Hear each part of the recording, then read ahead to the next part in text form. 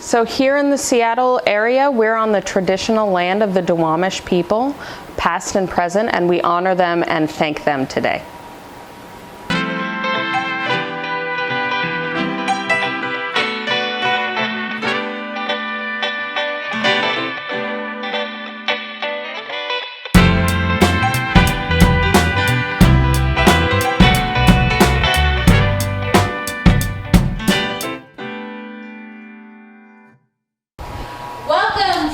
Together in the Kitchen. I'm Anya, and today I'm super pumped. We have an awesome recipe planned and a very special guest who's going to lead us through it.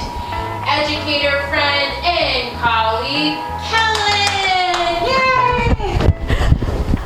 Hi everyone, I'm Kellen and I am super excited to be here with you today, and I am super excited about our recipe. So today we're making a Three Sisters stuffed squash. So let's talk about Three Sisters. Okay, so the Three Sisters are corn, beans, and squash. And the Three Sisters are really special for so many reasons. But the first one is that they've been grown together by native peoples here in North America and in Latin America for years and years. And so we're really relying on native knowledge and expertise in our recipe today. And then the second reason that the Three Sisters are so special is because they have a symbiotic relationship. So what that means is that they help each other grow.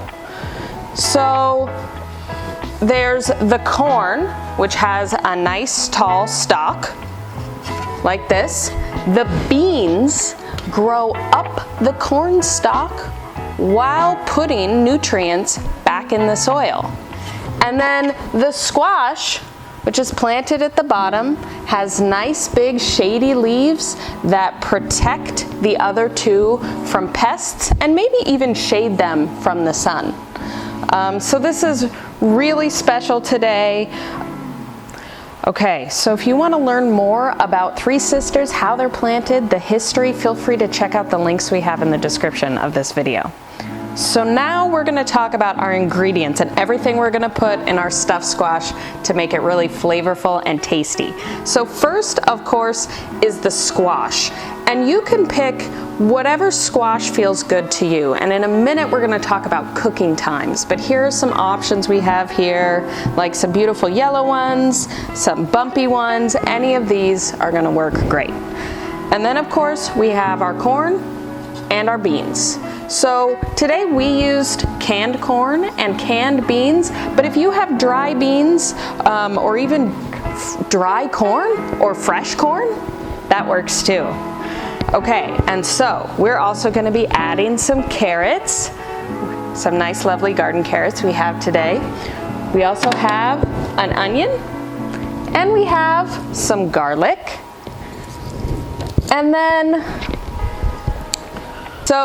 we have our herbs. So today, thyme, which I think we used in our try herb soup recipe. It smells so good. And then a little bit of rosemary. Amazing.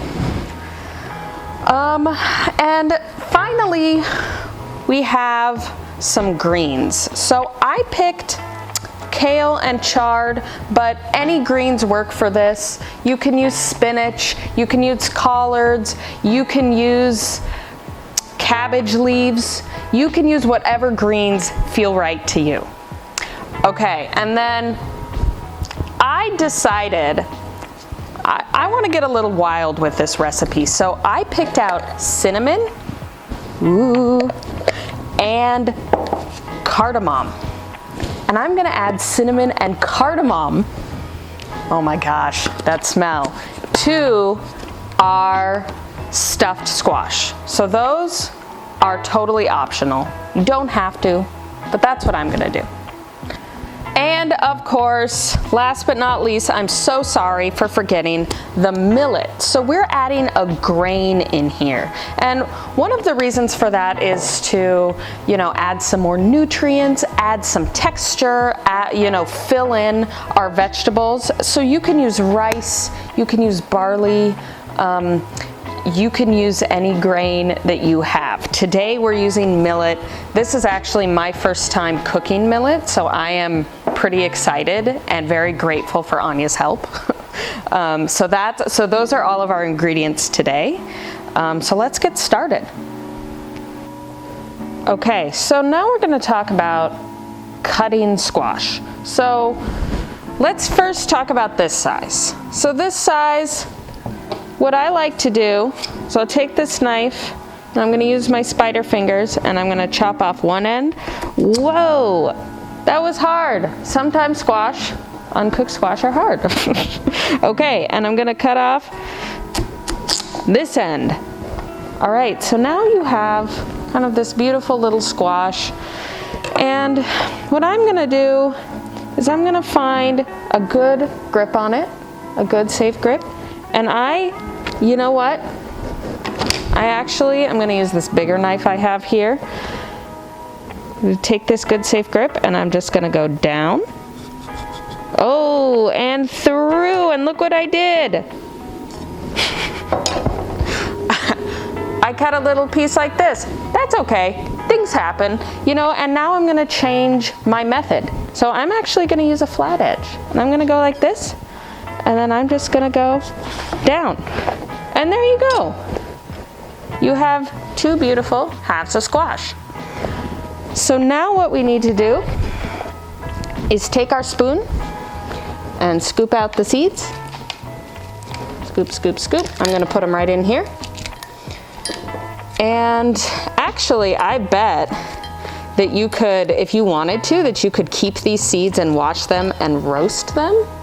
I wonder if that would taste good. I've never done that before, but that might taste really good. So we're just kind of getting the seeds out. All right, ooh, it's goopy. All right, getting the seeds out. Getting the seeds out. Okay, so now, here we go. There's a couple little stragglers, but now we have this beautiful bowl, and that's where we're gonna stuff all of our tasty ingredients later. Okay, so that's cutting the small squash. Let's talk about this squash. So when I saw this squash this morning, I was really, my mask. Safety is important, and I want you to be able to hear me. So, when I saw this squash this morning, I was pretty intimidated. I saw the size, I saw the shape, I saw that it was hard, so I asked my friend Anya to help me, and she kind of gave me some tips on how to cut it. So if you're looking at a big squash and you're feeling intimidated, maybe ask a friend. That really helped me. Or get in there yourself. Whatever works for you. So we're gonna do the same thing we did with the little squash. So, I'm gonna cut off this end, all right? And we're gonna cut off this end, all right? And so we have two options here. So you can either kind of lay it on its side and just cut all the way down and have this big, beautiful squash boat, or a tip I learned from Anya, you can cut it in half and then cut it again and have 4 smaller squash boats. And for me, I think that's what I'm gonna do today. So, we're gonna cut like this, wow. And then I'm gonna find that flat edge like this, and I'm just gonna cut it right down the middle. And then take a look. 2 beautiful halves of squash. And then I'm gonna do the same with this. All right. 2 more beautiful halves of squash. Okay, and then we'll just do the same thing. Take our spoon.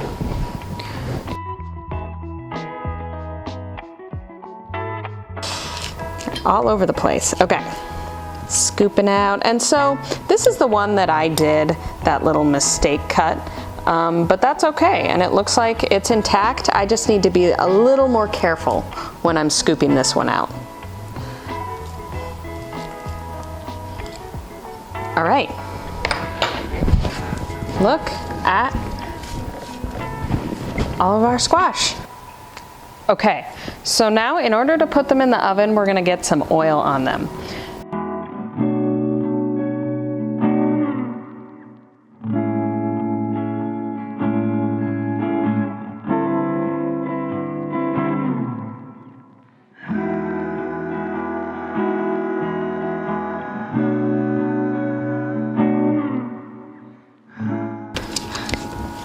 All right, look at these. They already look tasty. Okay, and now I'm gonna wipe off my hands so I don't drop anything. Got squash on there too. And we're gonna pop them in the oven. Okay, so let's talk about squash cooking times.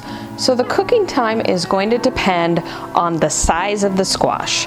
So if you have a squash that's around this size, this little one here, this is gonna be 25 to 35 minutes. If you're looking at a squash that's more mid-size, like this one, this is gonna be 35 to 45 minutes.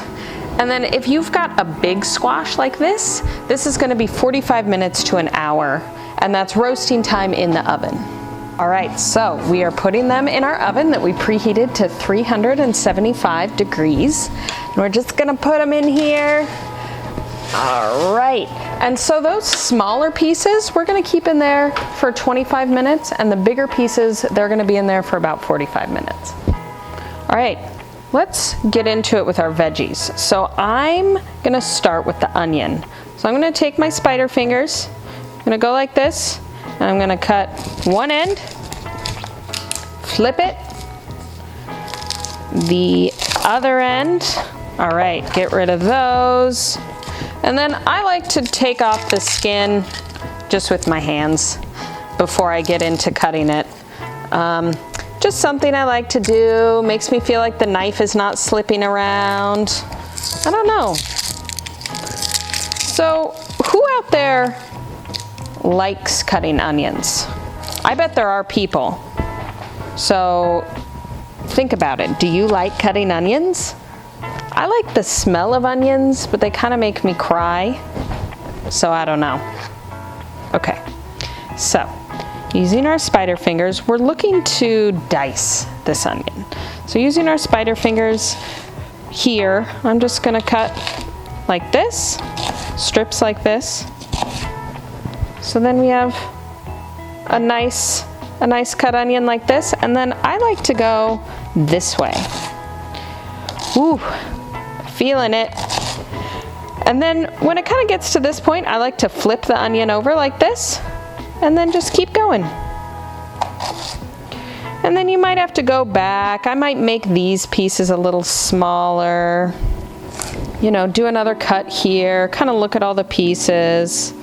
Yeah, but you should have a nice dice. So now we're gonna do the garlic, and I love this method of getting the garlic skin off, of just taking something that you have with a bottom like this and giving it a solid whack. All right, and now I like to just take the peels off right in there, and then look, the garlic's already a little bit broken for you. So when I cook, I don't take the bottoms off the garlic. And so it's kind of up to you. Whether you like to take it off, whether you like to leave it on, totally up to you. All right, and so I'm just gonna kind of quickly cut these into some smaller pieces.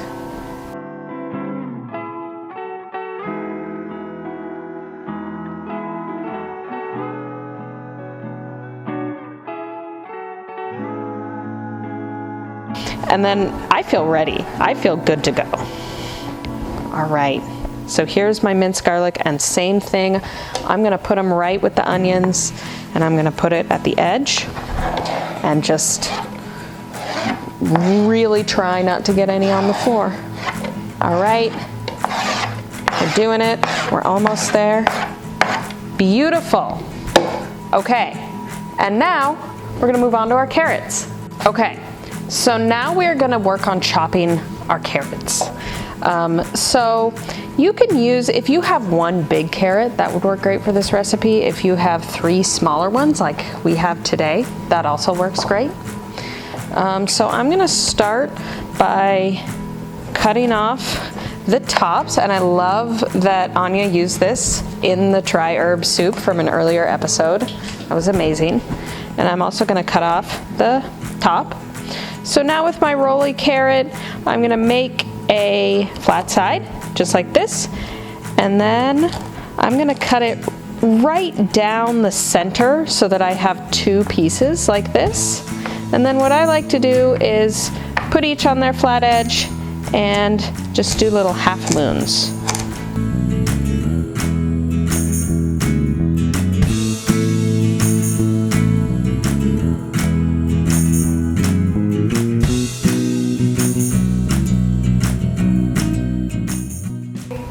All right, so we have some like beautiful dino kale we're gonna move on to next. And one of the things I love about greens, I think this is so cool, that they get a little sweeter after the first frost. So you can keep them in the ground pretty late in the season, which is awesome. All right, and look at this, all these greens, like the colors that we have in here are just so beautiful. Okay, roll it up. Our last 2 leaves of kale. I actually really like kale chips. It's one of my favorite ways to eat kale. They're roasted, they're salty, they go great like with a sandwich. It's one of my favorite things to do. Okay, so we have our beautiful kale here. We have our kale stems kind of thrown in there with our onions and garlic. And now it's time to cut our herbs. Okay, we're gonna take the rosemary and we're gonna go in the opposite direction that the leaves grow in, just like this. All right, I think that's probably good. So now we're just gonna mince it up. We want these nice and small so they cook through and they're not too woody and hard. All right, so there's our rosemary, all minced up. Maybe one more. And I'm just gonna put it in this bowl because I'm gonna make an herb mix that we're gonna use later. Next, we have our thyme. Smells so good. It's gonna add some amazing flavors. And we're just gonna do the same thing, the opposite way that the leaves grow. Maybe. Yeah, I think that's working. Cooking is so much trial and error. At least when I cook, it's a lot of trial and error. So while we're doing this with our thyme, I feel like it's a good time to talk about indigenous knowledge that has been around for thousands of years, for centuries. And so we're talking about honoring indigenous knowledge. We also want to talk about honoring indigenous people. So one of the ways that we can do that is listening to indigenous people when they talk about issues in their community, issues that affect their community. We can think about when indigenous people talk about climate change, when they talk about social justice. And I would like to see a society where we center those indigenous voices more. So there's lots of different ways that we can honor and lift up indigenous people and indigenous knowledge.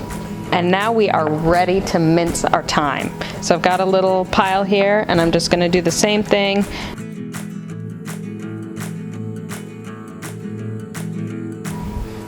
And so now we have our beautiful thyme. We're gonna add it to our rosemary. All right, and this is my favorite part. We're gonna be making the rest of our spice mix. So, what that looks like, we're gonna use a teaspoon a teaspoon of salt. I'm just gonna sprinkle it in there. I'm going to use just some like 5-ish healthy cracks of pepper, and I already lost count. But I'm just gonna, do some healthy cracks of pepper so it looks like this. You can kind of see the pepper in there. And now,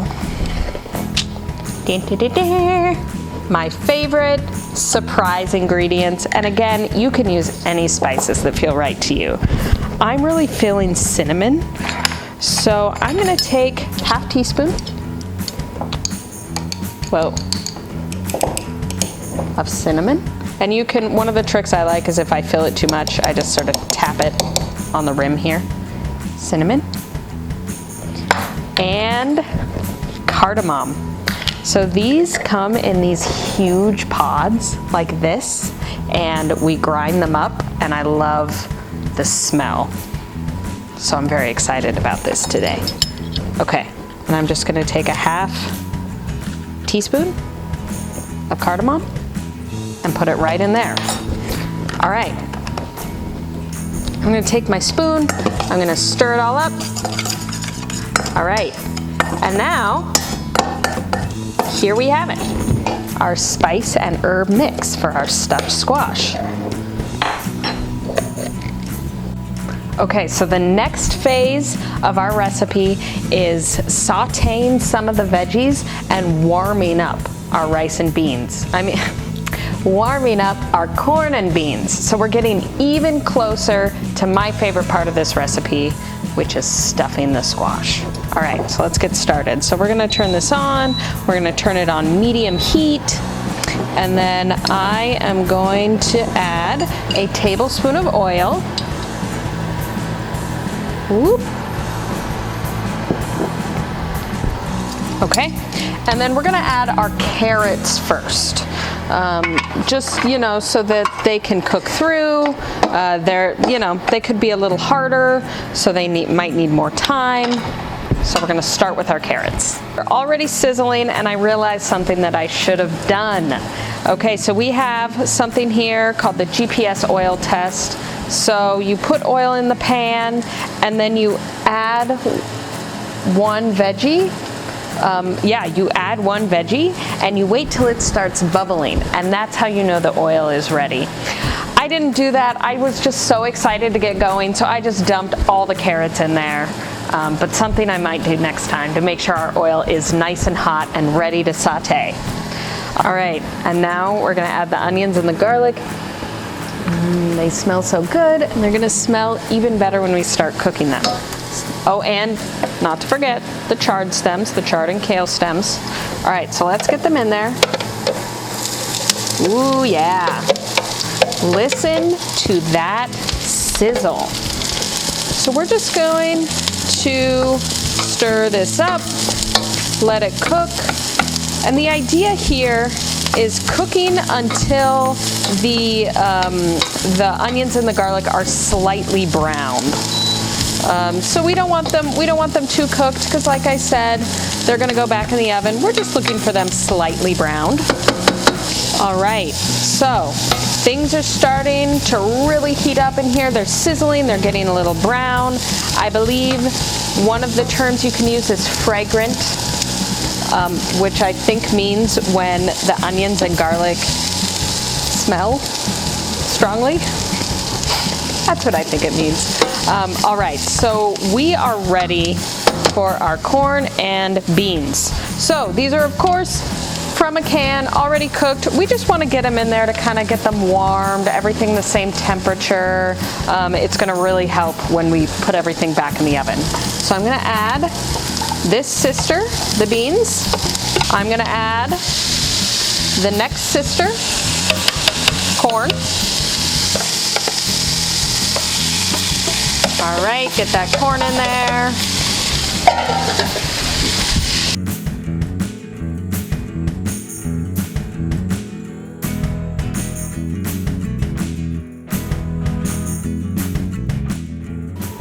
Okay, so our veggies are lightly sauteed. We have our millet, we have our greens, we have our spice mix, and our squash is out of the oven. It's all beautiful and brown and roasted, and we are ready to make our filling. So the first thing we're gonna do is take a look at our squash.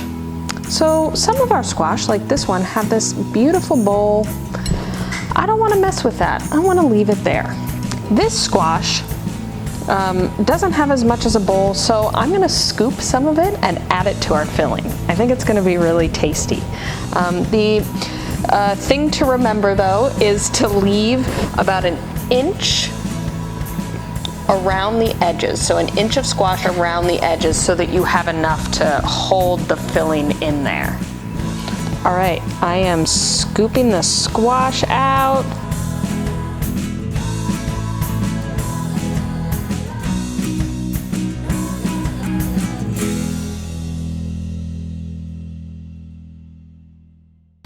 All right, so we've got it, and now it's time to assemble. So the veggie mix that we sauteed and then heated up, the corn and beans, I'm gonna add it to the bowl. All right, I feel like this is a good moment while we add our millet to talk about other veggies you can stuff. Do you have any ideas about other veggies you can stuff? I was thinking bell peppers. I was thinking even a tomato. Maybe that would be kind of challenging, but stuffing a tomato would be so good. What about a cucumber? Could we stuff a cucumber? Like put a salad in a cucumber? I don't know. I kind of want to try that. Maybe that's my next cooking video. We'll see. All right. Look at all of those beautiful greens. You know, I wonder if this is the type of thing, if you didn't have squash, or didn't want squash but had the rest of these, I bet you could just eat this kind of as a salad. I feel like that could be really good. Maybe if you cook the greens, add the dressing of your choice. I feel like that could be good. And I'm so sorry, I started without saying anything. Now we're going to add this very exciting spice mix that I am thrilled about. Smells so good. Okay, so I already added a little bit. I'm just gonna kind of sprinkle in the rest. Sprinkle, sprinkle, sprinkle, sprinkle, sprinkle, sprinkle, sprinkle. All right. So the spice mix is in there, and now we're just gonna stir it up. Stirring it up, it's looking good. I wonder if we're gonna need more. We'll see. That's the nice thing about this, is that you can taste and then see what's good, see what's not good. All right, everybody, here is our beautiful mixture, and we have worked so hard to make this, and we are almost ready to get it in our squash and get it in the oven. But first, I want to bring back in Anya to be our very special taste tester. All right, Anya, come back in. Hey! All right, Wow. Anya, so we have our squash, we have our squash filling, but before we get it back in the oven, I would love your opinion. Okay. Could you taste the filling for us? It would be my honor. All right. Helen, I know how hard you worked on this. You know, the mincing and the chocolating and the mixture, the spice mixture. You talked all week about it. So let me see. Okay.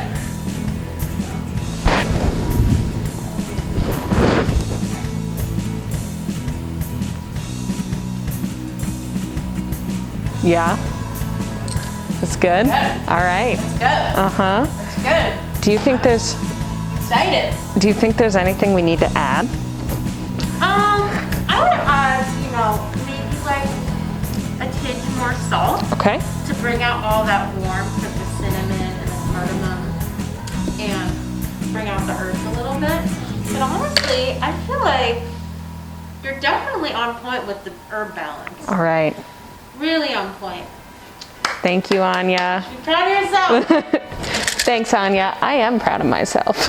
Okay, we are gonna add 1 more pinch of salt. We're gonna stir this in, and then we are ready for my favorite part, stuffing the squash. Okay, so the trick here is to make a nice little mound. So it's not overflowing, but you've got a good amount of filling so that when you take that first bite, you really taste a lot. So I'm gonna start with the smaller one. I'm just gonna take a little on my spoon and whoa, get it in there. And also, you know, if that happens, you can take a smaller spoon and scoop it up on top. So one thing I like to think about at the end of a really fun and really successful recipe is what are some things that I would do differently next time? So we already talked about what we would add, what ingredients we could add to this, but what methods would you use? What vegetable would you stuff? Are there other ways that you can honor Indigenous people through cooking that you could do next time? I think there are. All right. Those big ones are so fun. You can just mound it right on up. I'm gonna grab this green. All right. There we go. Whoop. Okay, and last one. And we're gonna have a ton of leftover filling, which is awesome. I could eat it like a salad, like I was saying. I could cook something else with this. All right. Ooh, and you know what I was just thinking? Next time, I might sprinkle cheese on top. I think that would be really tasty next time I make this. Okay, so I'm just gonna pop these things back up here. And then you know what, everybody? We are ready to get it in the oven. Okay, our squash are ready to go in the oven. So we preheated it to 350 degrees and we're gonna stick these in for about 15 minutes until everything is brown and bubbly and golden, soft, and just all around delicious. All right, little squash, see you on the other side. Okay, so our stuffed squash are finished. They are out of the oven. They smell amazing. They look so tasty, so I am so excited. So I'm just gonna use my clean hands and pop this right on this plate. And with a bigger size like this, I love like cutting it in half. Wow, and the squash is so soft, it just cuts right through, just like this. Might have to do it a couple times, I know I do. All right, and then you have 2 beautiful halves of squash, and you can take this one, pop this on this plate, and it is ready to go. Okay, I'm about to take my first bite of our stuffed squash. So I'm just gonna use a spoon.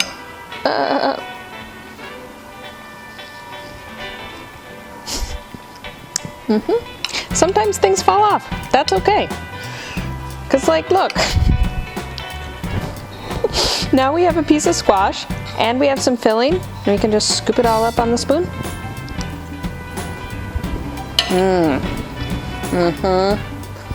Wow.